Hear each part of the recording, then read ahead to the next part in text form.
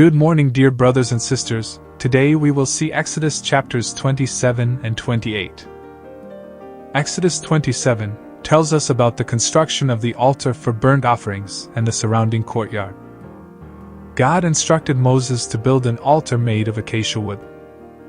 The altar was to be square-shaped, measuring 5 cubits in length, 5 cubits in width, and 3 cubits in height. It was to be covered with bronze, and there were to be horns on its 4 corners. Moses was also instructed to make a bronze grating for the altar, which would serve as a mesh to hold the wood for the burnt offerings. The grating was to be placed inside the altar, halfway up from the bottom.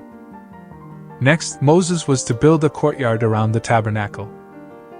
The courtyard was to be rectangular and measure 100 cubits in length and 50 cubits in width.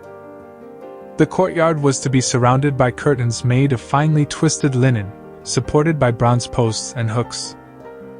At the entrance of the courtyard, there was to be a curtain made of blue, purple, and scarlet yarn, along with finely twisted linen.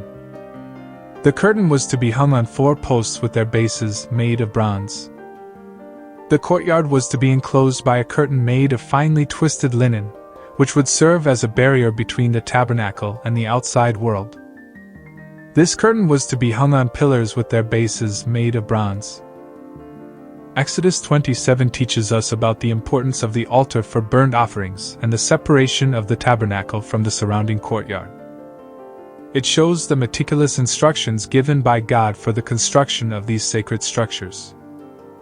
The altar and the courtyard were essential elements in the worship and sacrifices offered to God. They symbolize the approachability of God and the separation between the holy and the common. Through these instructions, God emphasized the importance of reverence, order, and dedication in approaching Him and participating in His worship. Exodus 28 describes the garments that were to be made for Aaron and his sons, who would serve as priests in the tabernacle. God instructed Moses to make special garments for Aaron, the high priest, and his sons, who would be the priests. These garments were to be made with great care and craftsmanship. For Aaron, a breastplate was to be made, adorned with 12 precious stones, each representing one of the 12 tribes of Israel. On the breastplate, there were to be 2 gold rings, through which a special cord made of blue thread would be passed, holding it in place on Aaron's chest. Aaron was also to wear a special ephod, made of fine linen and decorated with gold, blue, purple, and scarlet yarn. The ephod was to be held together with a skillfully woven waistband. Additionally, Aaron was to wear a robe made entirely of blue cloth, with an opening at the top and a woven collar. The hem of the robe was to be adorned with pomegranates made of blue, purple, and scarlet yarn, alternating with golden bells. For Aaron's sons, tunics, sashes, and headbands were to be made, all made of fine linen. These garments were not only for decoration but also for a specific purpose. They were to set Aaron and his sons apart as holy and dedicated to the service of God.